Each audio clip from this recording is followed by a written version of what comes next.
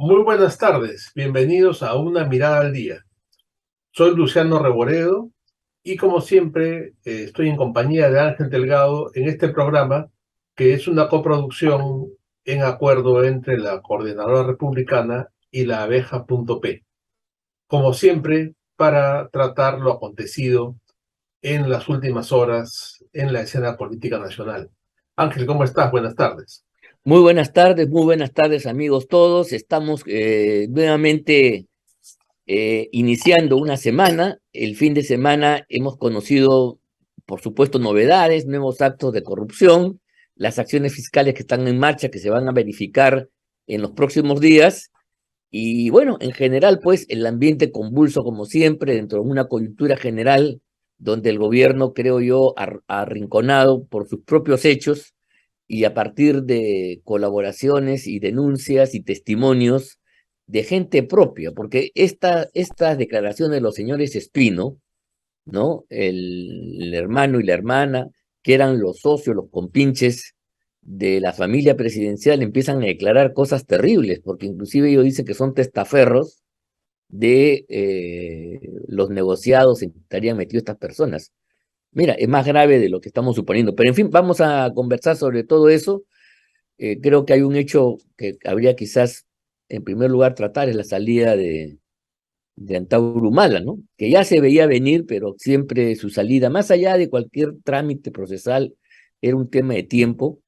Sin embargo, iba a tener un tipo de impacto en el desarrollo político del país. Así es, Ángel. Bueno, se trataba de un tema que Pedro Castillo anunció en campaña su intención de indultarlo, cosa que no sucedió. De alguna manera, según algunos analistas, y quisiera conocer tu opinión al respecto, se trata de una decisión política, ya que procede no de un tema del Poder Judicial que haya aplicado las normas, etcétera, sino de una recomendación del INPE, y el INPE es parte del Ejecutivo, ¿no? Porque el INPE depende del Ministerio de Justicia. En ese sentido, sería más una decisión de tipo político o de tipo administrativo que una decisión de tipo judicial.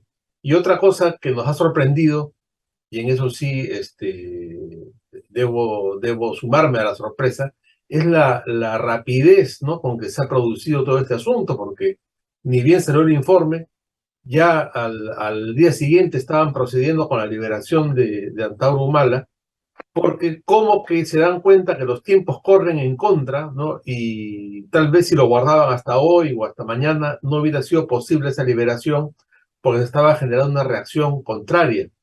Nos han de alguna manera jugado el hecho consumado, ¿no? Ya está fuera el hombre y ya está, ¿no? A diferencia de lo que sucedió, por ejemplo, con el tema de Fujimori, que incluso contó con una opinión favorable del Tribunal Constitucional, pero se fue dilatando, dilatando, hasta que se generó una corriente en contra y se generó también una opinión de la Corte Interamericana de Derechos Humanos y todos los requisitos necesarios para impedir la salida.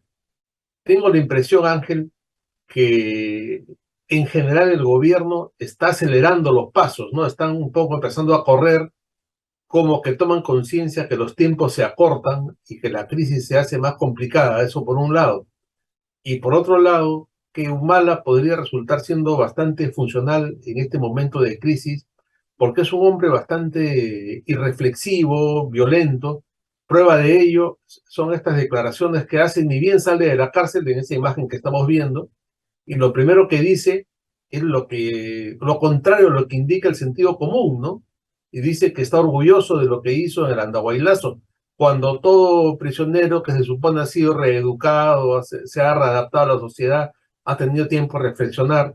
Uno espera que hubiera dicho, bueno, pedimos perdón a la sociedad por lo que sucedió, ¿no? Y que tuviera unas palabras más bien orientadas a una posición más pacífica o más de Así es. reconciliación. Sin embargo, ha dado un mensaje cargado en ese sentido de violencia una vez más. ¿Cuál es tu percepción de estos temas? Bueno, yo creo que se puede especular varias cosas, pero sin embargo, yo soy un hombre de derecho y en consecuencia yo sí creo que las normas deben cumplirse en condiciones de igualdad, igualdad para todos. Entonces, efectivamente, existe una norma legal que establece la posibilidad de que las acciones, el trabajo labores como el estudio en prisión impliquen una suerte de intercambio de horas de esta actividad por horas o días. Son días de trabajo, son días de estudio que se transforman. Creo que son 7 por 1. Y en consecuencia eso ha permitido a Antauro Humala reducir de una prisión de 19, sale un poco más de 17. Entonces ha reducido su prisión en 1 año y medio. Pero, repito, yo creo que esto es conforme a ley, salvo que se muestre pues que no ha cumplido tal cosa y le estén haciendo un favor. Hipótesis que no me quiero poner porque no es nuestra función hacer ese tipo de especulaciones. Y además creo que estamos hablando te lo digo una vez más, de meses, 1 año y medio, y eso no tiene relevancia, porque de todos modos iba a pasar en algún momento. Pudo ser antes incluso de haber prosperado algunos recursos que se presentaron que no tuvieron suerte para él.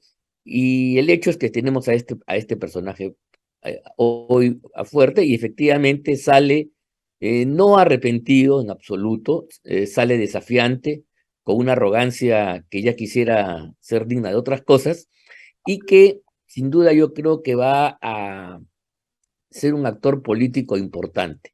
Es difícil evaluar lo que vaya a suceder más adelante. Lo que yo sí no creo es que él se vincule al gobierno, y menos aún que salga de defensor. Si tiene algún potencial político todavía, hay gente que niega eso, dicen que ya está mayor y que finalmente como que la experiencia castillista ha inoculado a los peruanos para que haya liderazgos de este tipo.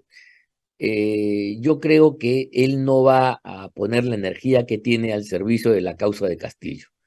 Para él, y mal, también lo dijo, que para él es igual los gobiernos de derecha que este de izquierda, y por lo tanto va a tomar distancia y no va a arriesgar su capital, que pueda tener o no, en una causa que para muchos es perdida.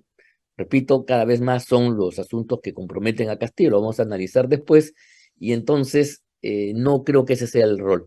Ahora, lo que yo sí creo que de repente él puede encarnar ese espacio que los sectores del radicalismo, polarizados en una situación y que han tenido sin duda un durísimo revés, porque la performance de un año de Castillo, su compromiso con actos criminales, no abona políticamente en nada. Eso lo está sintiendo Cerrón, lo siente Puca Bellido, lo sienten los partidos vinculados a la izquierda, por ejemplo, de la señora, el partido de Juntos por el Perú, ¿no? De Verónica Mendoza, que guarda un táctico silencio, porque no hay nada que orgullecerse de este gobierno. Y cuando salen a decir, a criticar a la derecha, pero no hay una defensa de convicciones, porque no puede haberla. Entonces yo sí creo que Ollanta va a ser un factor, un elemento político que va a intentar jugar en un escenario debilitado por el último año de la performance castillista, incompetencia más corrupción. Es una fórmula bien complicada para cualquier expresión política que quiera consolidarse. Y por otro lado, no creo que vaya a ser un soporte de un gobierno que ya está en su fase terminal, que puede durar, pero no es un gobierno del cual pues uno puede tener argumentos para defender. Por esa razón, no veo que haya habido aquí una acción gubernamental, política, como se pudiera decir, y sin embargo sí es válido lo que tú señalas, el contraste con lo que pasó por Fujimori. Con la simple corrección, si me permites, es que el indulto de Fujimori no tenía una opinión, tenía una sentencia obligatoria, vinculante para todos los organismos, erga omnes del Tribunal Constitucional. Tenía una sentencia, mira tú. Y eso se zurraron primero aquí en sede interna, haciendo dilaciones, porque entre que se lo pasó más de 1 semana y media esperando que la Comisión Interamericana y la Corte Interamericana, vinculadas a los elementos caviares, aquellos que quieren intervenir groseramente en los asuntos internos políticos del país, sacaran finalmente una medida cautelar, esta vez no para proteger la libertad, sino para impedirla. Y a través de este mandato, el señor nunca se pudo cumplir el mandato de excarcelación que tenía Fujimori, más allá de mis simpatías o no, por mandato de una decisión del Tribunal Constitucional. Ese es el contraste. Y ahora, claro, lo que se dijo en su momento era que Fujimori tenía un conjunto de víctimas y las víctimas, los huérfanos, los familiares de quienes fueron muertos en ese periodo, clamaban justicia. Y la pregunta es, ¿dónde está la justicia de todas las víctimas que la sonada del señor Humala causó en Andahuaylas? Esas personas, básicamente policías, no tienen derechos fundamentales. ¿Habrá algún organismo interno o externo de estos que dicen defender los derechos humanos que salga en defensa de las víctimas y saque la cara por los familiares de estos policías que vilmente fueron masacrados durante esta jornada dolorosa, sangrienta que propició Antauro Humala? Esa es la pregunta que tenemos que hacerlo. Y los amigos que nos escuchen saquen conclusiones. Aprendamos de esto, vean ustedes los comportamientos tan polares en un tema similar, ¿no? Yo estoy respetando como hombre de derecho una decisión de las instancias, así no sea un juez. Creo que el INPE tiene esa potestad por ley para poder acortar los mandatos si es que se cumplen determinadas premisas. Habrá que ver si eso es verdad, pero partiendo de esas no tengo ninguna objeción. Yo no voy a sumarme a ese coro, pero sí, a- conjuntamente contigo, quiero mostrar la doble moral, la polaridad de dos actitudes que tienen similitudes y que eh, han tenido respuestas absolutamente distintas.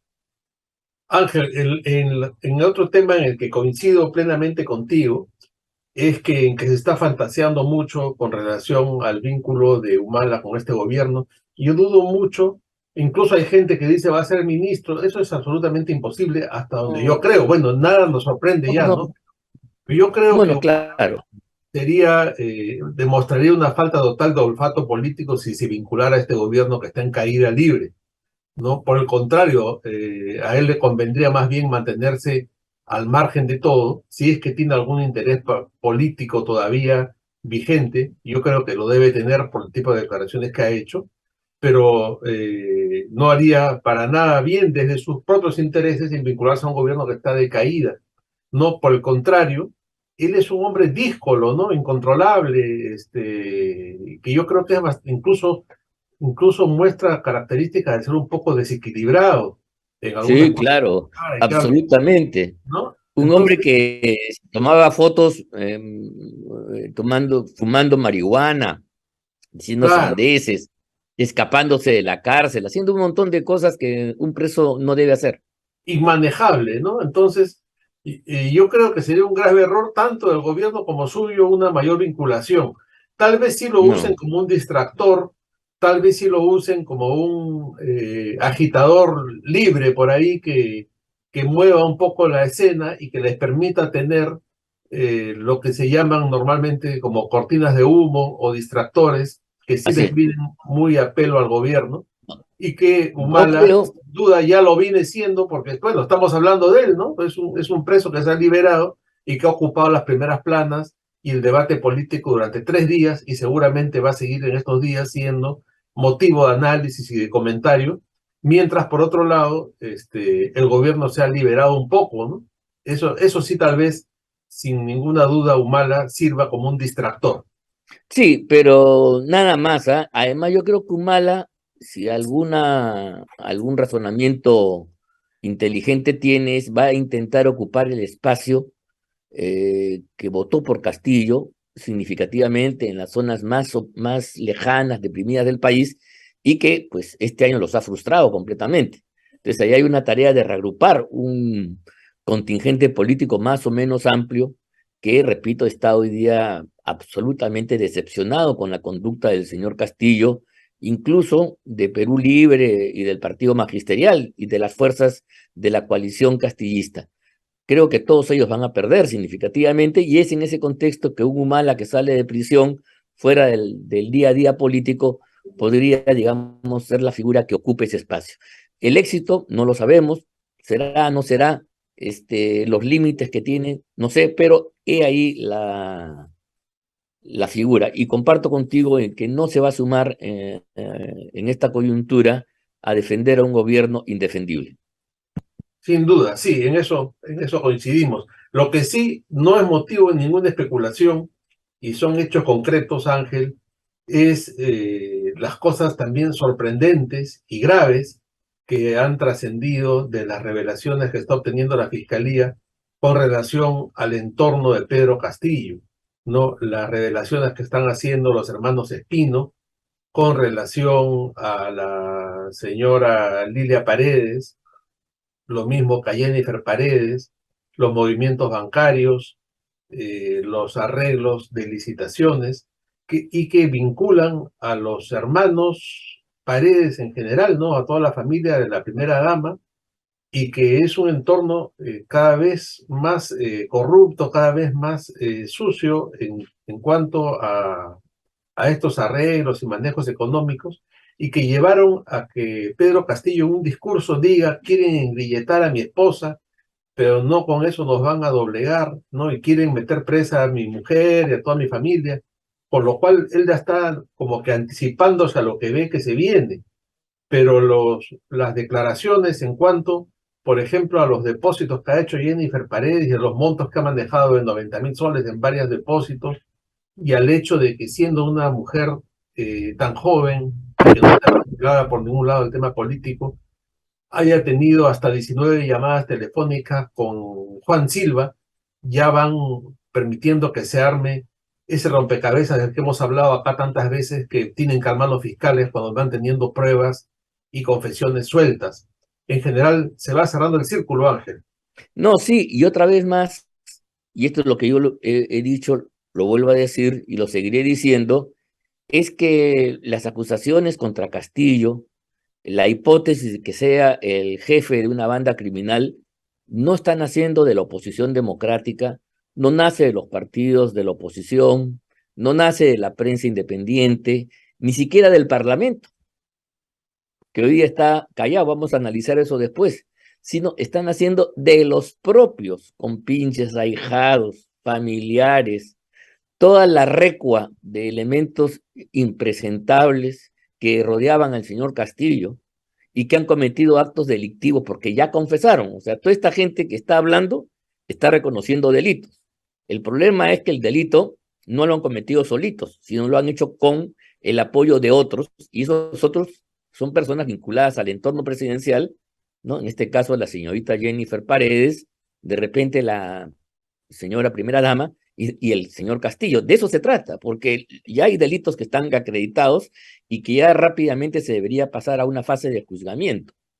Entonces, que quede claro a los amigos que nos están escuchando que este acoso no es ninguna campaña política, son las deducciones y los testimonios, declaraciones que se vienen consiguiendo en sede fiscal, que repito, no tiene por qué estar politizada. Por eso nosotros nos hemos opuesto en otros programas a que se politice esta esfera y que se diga que ahora lo de Espino es una maniobra de la derecha, no sé, del fujimorismo, de los zapatistas. Esas son sandeces que no vamos a permitir. Por eso yo le pido a la Fiscalía que haga su trabajo y le reconozco ese mérito, pero no voy a hacer ninguna marcha en beneficio de ellos, porque yo creo que eso le hacemos un flaco favor, porque le damos municiones al castillismo. Ahí está pues la alianza de la Fiscalía ahora con la derecha para dar un golpe contra Castillo. Nada, esa es una leyenda que yo creo que, aprovecho para decirlo, debe ser desterrada completamente de la mente de todos nosotros. Si Castillo está con problemas de naturaleza judicial, ¿no? Al margen de la protección que tiene, que es lo único que lo salva de inmediato, es porque sus cómplices, sus familiares, la gente con la que ha delinquido y que ha confesado, está dando testimonio que lo siguen comprometiendo. Y yo le decía a mi señora hace unos ¿cómo es posible que en tan poco tiempo hayan hecho tantas cosas? Ahora, ¿por qué ha aparecido en Chota, en Cajamarca, una denuncia de una señorita que le hacían firmar documentos de la municipalidad de Andía sobre licitaciones, y ella dice que no, que es una firma falsificada y que también está dispuesta a hablar? Entonces, otro caso, otro escándalo, y entonces estamos en una situación de veras difícil, pero es algo que solito el señor Castillo y su entorno se lo han ganado. Ahí no ha habido ninguna influencia política extraña, no ha habido ningún topo. Y si, como dicen estos, los abogados y los monaguillos que quieren defender a Castillo, son criminales, sí son criminales, todos son criminales, yo estoy de acuerdo, pero son criminales que los convocó, los reunió, los juntó el señor Castillo y los puso en su círculo íntimo y le dio todas las facilidades para que puedan operar. Y salían y entraban de palacio como en su casa, en Zarratea, visitaban todos los ministerios donde había negocios y business, y ahí están las consecuencias. Entonces, creo que esta es para mí la conclusión más contundente, ¿no? Claro, y ya será tiempo también de que dejen de pedir pruebas, ¿no? Porque todo lo que está saliendo yo creo que son suficientes pruebas Claro, para lo que hay que establecer son los vínculos, pero ya está, esa gente ya confesó. Y sobre claro, eso, claro. sí, sí, sí.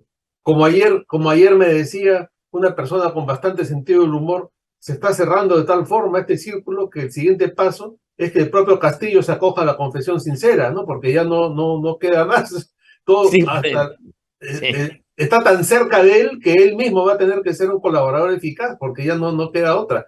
Y eso es verdad, ¿no? Porque mira, la primera dama está No puede vinculada. serlo, ¿no? Porque él es el cabecilla. El cabecilla no funciona para el cabecilla. No, claro, Es una lo broma. decían ya en tono de broma, de sarcasmo, ¿no? Pero es verdad, ¿no? Y ya no hay nada más que hacer, ¿no? Cada día aparece una nueva prueba. Están los depósitos bancarios, las llamadas telefónicas, los vínculos, las licitaciones, los contratos, los documentos falsificados. Bueno, es cuestión de tiempo. Y ante toda esta avalancha de pruebas y de testimonios, y de hechos evidentes, sorprende una vez más, Ángel, el silencio del Congreso de la República, ¿no? Así Y es. un silencio en todo sentido, ¿no? Porque si todos los días dicen los diarios, se viene una nueva vacancia, se ve la acusación tal, la acusación cual, y un tema que venimos tratando en este programa todos los días casi, y que tiene que ver directamente, que te involucra directamente porque tú has sido parte de este asunto, es en la subcomisión de acusaciones constitucionales que sigue en el limbo, no sigue en el limbo, ya estamos, mira, el mes sigue avanzando, Han pasado 3 semanas. 3 semanas y no pasa nada, ¿no? De lo que con mucha corrección propuso la señora congresista Moyano, y es que permanezca la comisión anterior y que ella evalúe el tema de la acusación constitucional con relación al asunto del mar para Bolivia que se había planteado, pero no sucede nada, ni se resuelve el caso. ¿Qué se puede hacer? Tal vez se resuelva hoy, mañana. ¿Tienes alguna información sobre No, esto? pues, porque esta semana es de representación, o sea, va a terminar el viernes con 3 semanas en la cual una votación esperada por todo el país y que además debería permitir que la comisión permanente, la nueva, haga una acusación que va a ser resuelta por el Congreso de la República dentro del trámite establecido para los juicios políticos, no se esté haciendo. Yo creo que el documento del congresista Wilson Soto, que fue el congresista delegado, el ponente, es un documento muy valioso, porque recoge en lo fundamental los argumentos que nosotros hicimos a través de una denuncia central y luego otros documentos complementarios y un conjunto de pruebas instrumentales que están recogidas ahí y que establecen que lo que hizo el señor Castillo es por lo menos una infracción constitucional, no a uno, sino varios artículos que tienen que ver con los deberes del presidente de la República, entre ellos cuidar el territorio, garantizar su integridad y defender la soberanía, cosa que no se hace cuando alegremente ante el mundo se dice en el sistema internacional que el Perú le va a dar pues mar con soberanía a Bolivia, sin que nadie, además él de motu propio, cosa que tampoco está en sus potestades. Entonces, eso es importante, eso está claro, y ese documento que es el informe de casi 60 y tantas páginas, es un buen documento, que debería votarse, discutirse en todo caso, se está postergando, se está peloteando, ¿no? Están dejando que pase el tiempo y la verdad que eso Mira tú, si se hubiera votado, ya estaríamos conversando que la comisión permanente tendría que acusar o no. Y si fuera así, la permanente, en una semana más, podría perfectamente el Pleno del Congreso estar tomando una decisión. Pero parece ser que no se quiere, pues no se quiere eso, y podríamos por ese lado terminar con la angustia de millones de peruanos. Pero hay una cosa que no quiero dejar que pase, y es, se han cumplido ya los plazos, por lo cual los procesados, los imputados, han sido que de esta medida de prisión preliminar, esta es una medida provisional, ¿no? Que tiene como objeto tener pruebas en el curso del proceso. La idea que ya acabó, están libres en principio, y entonces es convertir esto en una prisión preventiva. Mira, la fiscalía pidió 3 años. Yo, francamente, ante esto, yo tengo una posición que no quiero dejar de no expresarla, ¿no? Nosotros hemos peleado contra aquella tesis porque no es propia del Estado de Derecho que para que una persona sea investigada y por lo tanto, desde el punto de vista de la Constitución y del derecho penal garantista, no hay todavía culpabilidad, si no hay una investigación en curso, tengan que permanecer 36 meses, es decir, 3 años para que uno lo investigue. Esa fue la pretensión de los fiscales de la época de Lagarto, Vizcarra. Lo hicieron injustamente con Keiko Fujimori, y el Tribunal Constitucional no en una, sino en 2 veces intervino parando el asunto. Hay el día de hoy eh, declaraciones de los llamados plenos jurisdiccionales de la Corte Suprema, donde los jueces supremos se ponen de acuerdo en algunos criterios para aplicar normas, en este caso la llamada prisión preventiva. Y la verdad es que en ninguna parte del mundo, civilizado, democrático, moderno, se puede aceptar que a uno, para que lo investiguen, tiene que estar 3 años preso, pues por favor, ni que fuera pues una banda tipo Capone, un grupo terrorista. Solamente para excepciones muy, muy, muy especiales se puede hacer eso, y entonces a mí me preocupa esto. Mira, yo no voy a opinar a favor o en contra sobre el pedido contra Jennifer Paredes, y no sé si habrá otros más, porque no conozco el expediente. Para hablar con, con fortaleza y consistente, tendría que conocer el expediente, conocer los hechos y decir si es sí o no. Pero sí quiero hacer una invocación a los amigos que nos escuchan, y también, si nos escuchan alguien de la Fiscalía, decir que la justicia tiene que ser hecha dentro de los criterios de la proporcionalidad y la razonabilidad. El día que un acto, por más que esté estipulado, una diligencia judicial, por más que esté estipulada en la ley, que no tenga estos elementos de equidad, de proporcionalidad, de razonabilidad, simplemente se revierte. Y digo esto porque políticamente la campaña, la única campaña que puede hacer los castillistas, es victimizarse y diciendo que el Ministerio Público y el Poder Judicial se han puesto del lado de la conspiración golpista. Entonces, una cosa que no se mide, a mi juicio, podría resultar contraria a la causa democrática que tú y yo y los amigos que nos escuchan estamos defendiendo. No tengo ningún interés en defender a la señora Paredes, y más aún, si a mí me preguntan, yo sí creo, mi sentimiento, mi feeling, es que, que es culpable y que debe estar presa, debe pagar en la medida que se determine su culpa.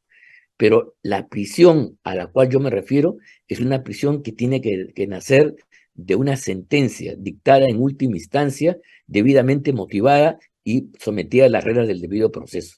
Yo no estoy de acuerdo con otro tipo de medidas que no cumplen esta característica. La prisión preventiva, como tantas veces se ha dicho, lo ha dicho el TC, la Corte Suprema, son medidas excepcionales para garantizar la integridad, la seguridad del proceso de investigación y que llegue a su fin. Lo único que justifica es el peligro procesal, peligro de fuga, peligro de entorpecimiento. Entonces, si eso no está plenamente acreditado, en fin, ahí habría un problema que solamente lo quiero dejar ahí. No me estoy pronunciando a favor ni en contra porque no conozco el expediente.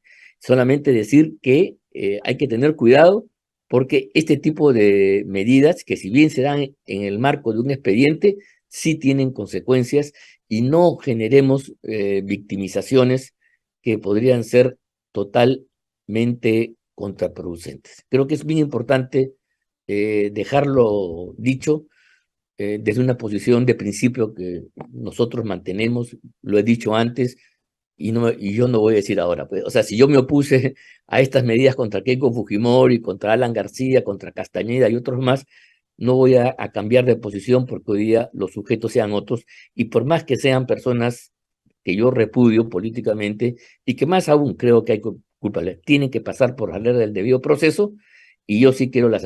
Además, 3 años, ¿por qué va a durar 3 años? Esa es otra cosa. ¿Por qué se pide, por qué la Fiscalía pide 3 años? O sea, 3 años para recién acabar la investigación y luego pasar a un juzgado. O sea, va a terminar el gobierno de Castillo y esta gente va a estar presa si es que se acoge la tesis fiscal 3 años. Me parece increíble. Mira, yo creo que con los elementos, las confesiones, está claro el asunto. Sí. Entonces, bueno, si quieren dictar una prisión preventiva para que no se escape, 6 meses. Y en 6 meses la señorita debe ir presa, pero con una sentencia de verdad, no con una medida de prisión preventiva, por Dios. No sé si me he hecho entender, Luciano, No, sobre todo que los no, amigos que están clarísimo, escuchando. Ángel. Además que me consta que siempre has tenido la misma posición y que es muy razonable, ¿no? El caso de Keiko Fujimori, por ejemplo, que ha Claro. estado tres veces presa y sigue sin acusación, es lamentable, ¿no? ¿Cuánto Por tiempo ha pasado? supuesto, Ya nos hemos. ¿Cuánto tiempo ha pasado de eso? sí, ya Seis, tiene como seis 5 años años, de no sé, investigación, más de ¿no? 6 años, creo, ¿no? Sí, 5 o 6 años, sí. Ya. Y De todavía los no ha cuales entrado a ha juicio, tenido, todavía no ha de los entrado a cuales ha juicio. estado año y medio presa. Pero no está en juicio. O sea, y el idiota, disculpen, perdón la palabra, la borro, táchenla, pero verdad merece. Idiota en el sentido de los idiotas de los griegos.